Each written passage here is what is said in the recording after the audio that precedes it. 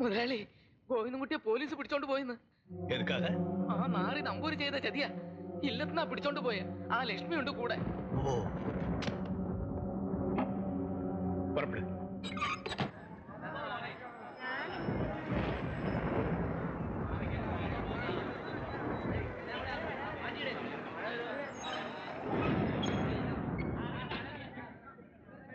ഇത്തരം നാണം കെട്ട കോടതി വരെ എത്തിയ അവരത് അവിടെ ഇട്ട് ചെകയും.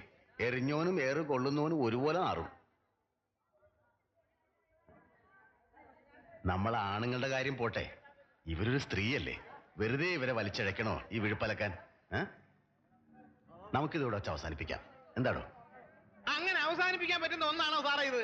സാറ് ഇപ്പൊ ഡ്യൂട്ടി കഴിഞ്ഞ് വീട്ടിൽ ചെല്ലുമ്പോ സാറിന്റെ ഭാര്യയോട് ഞാൻ കക്ഷി നടത്തണോ? തനിക്കിപ്പോ എന്താ വേണ്ടത്? അവരെ രണ്ടുപേരെയും പിടിച്ച് കുറച്ച് ദിവസം അകത്തിടണം, എന്നിട്ട് നാട്ടുകാരുടെ മുമ്പിൽ നാറ്റിക്കണം. അത്രയല്ലേ ഉള്ളൂ.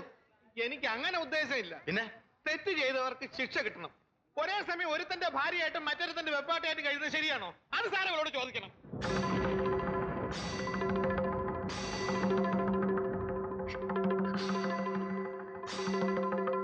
ഇയാളെ പോലെ വൃത്തിയായിട്ട് ഒരുത്തന്റെ ഭാര്യ ആയിരിക്കുന്നതിനേക്കാൾ എത്ര ഭേദമാണ് ഗോവിന്ദൻകുട്ടിയുടെ വെപ്പാട്ടിയായിരിക്കുന്നത്.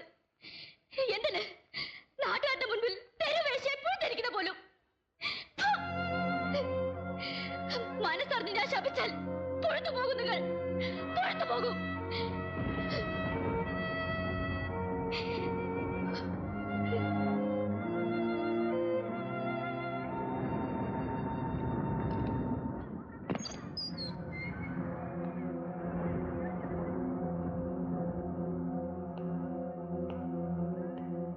இன்ஸ்பெக்டர் சார், காலையில் வரைக்கும் பொறுத்துக்க கூடாதா?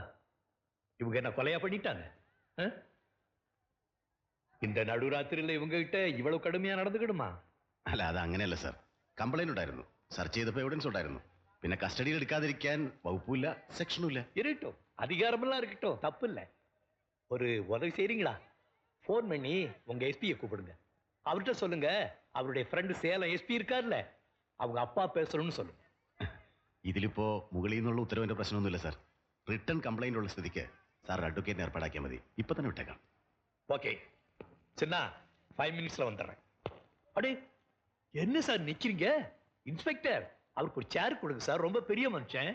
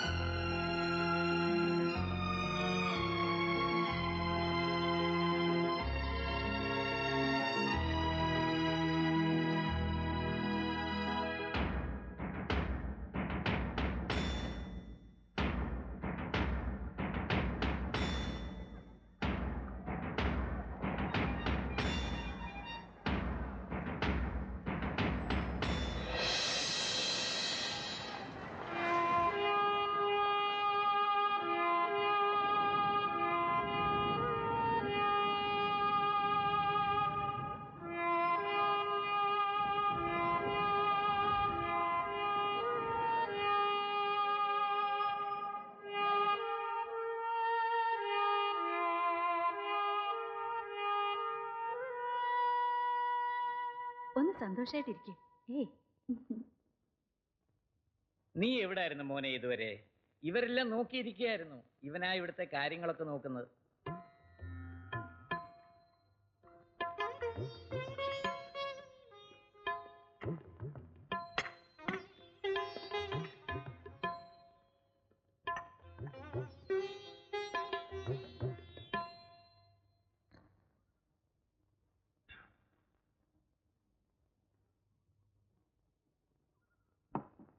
ആഹാ, പുറത്തിരുന്നും തുടങ്ങിയോ?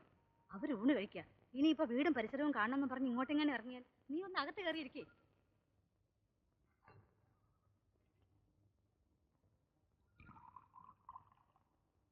പറഞ്ഞ കൂട്ടാക്കില്ലാന്ന് തന്നെ അല്ലേ? നന്ദിനി എവിടെ? കല്യാണം കഴിയണത് വരെ അവളെ മുറിക്ക് പുറത്ത് വിടില്ല എന്ന് ഉറപ്പിച്ചിരിക്കുക. നീ ആയിട്ട് നീ അവളുടെ മനസ്സ് തിരിക്കാൻ ഉദ്ദേശം ഉണ്ടെങ്കിൽ അതും നടക്കില്ല. വേണ്ട, നടക്കണ്ട. അവള് സമ്മതിച്ചോ? സമ്മതിച്ചെന്ന് 100 വട്ടം പറഞ്ഞാലേ സമ്മതിച്ചു നടത്തുള്ളൂ. ചേച്ചി, നിങ്ങൾ അവളുടെ വല്യമ്മയായിരിക്കും. നിങ്ങളെക്കാളും അവളുടെ അച്ഛനേക്കാളും കൂടുതൽ അവളുടെ ഇഷ്ടം എനിക്കറിയാം. ആ ഇഷ്ടമൊക്കെ ഞങ്ങൾ പറഞ്ഞു മാറ്റി. അവൾക്കത് മനസ്സിലാകുകയും ചെയ്തു.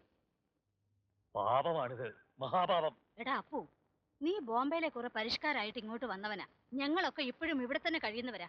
കഴിഞ്ഞതൊന്നും മറക്കാൻ ഞങ്ങൾക്ക് പറ്റില്ല. നിനക്കത്ര ദണ്ണാണെങ്കിലേ നിന്റെ വീതം മറ്റവൾക്കും അവളുടെ മോനും എഴുതി കൊടുത്തോ. എന്നിട്ട് അവിടെ പോയി പൊറുത്തോ. ഞങ്ങളുടെ ആരുടെയും വീട്ടുകാര്യത്തിൽ ഇടപെടാൻ വരണ്ട.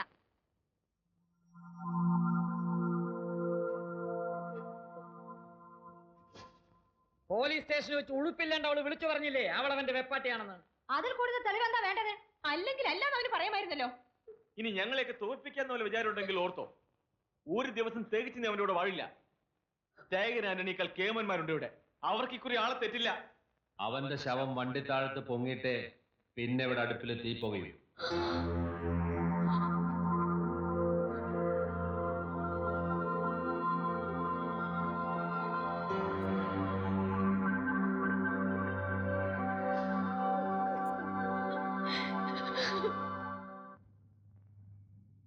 അവളെ ഒന്ന് കാണാൻ പോലും ഒരു സമ്മതിക്കുന്നില്ല. അവളുടെ ഉദ്ദേശം എന്താണെന്ന് അറിയാൻ കൂടി ഒരു വഴിയില്ല.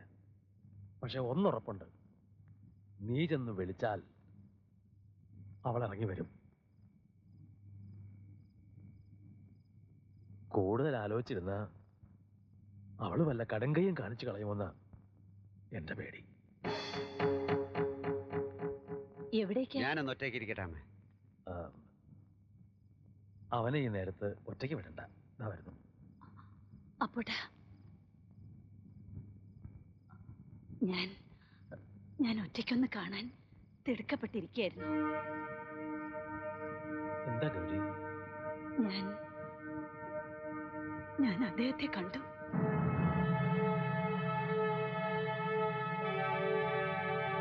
ആരെ? ഗോവിന്ദുട്ടിയുടെ അച്ഛനെ.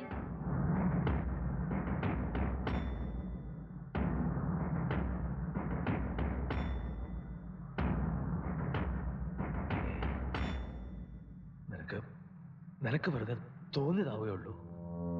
അല്ല, നമ്മൾ ചെല്ലുമ്പോൾ സ്റ്റേഷനിൽ നിന്ന് ഇറങ്ങി പോകണത് ഞാൻ കണ്ടു. കുറച്ചു നേരം എന്നെ തന്നെ നോക്കി നിന്നു.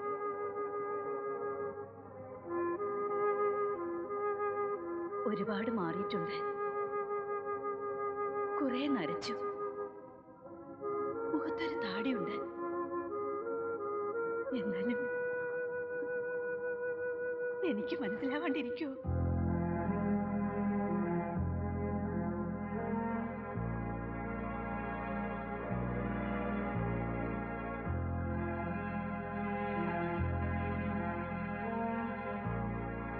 ഒരു വശത്ത് വരണമെന്നും ഒന്ന് കാണണമെന്നും പ്രാർത്ഥിച്ചിരുന്നു. അതേസമയം ഒരിക്കലും വരില്ലെന്നും എന്റെ മകന്റെ കണ്ണിൽ പെടലെന്നും മനസ്സ് തേങ്ങി.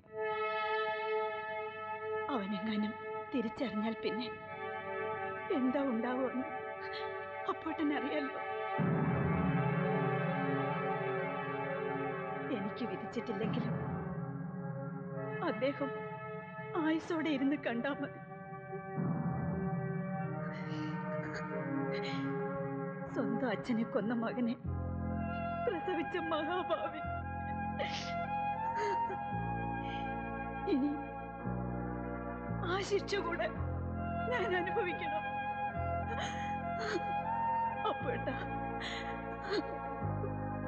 വേറെ ആരുമില്ല എന്റെ മനസ്സ് കാണാൻ. അപ്പോട്ടൻ ചെന്നൊന്ന് കാണാമോ? കണ്ടിട്ട് ഗോവിന്ദുട്ടി തിരിച്ചറിയണതിന് മുൻപ് ഇവിടം വിട്ട് പോണോന്ന് പറയാമോ? അതിനും ഞാൻ തന്നെ വേണം ഇല്ലേ ഗൗരി?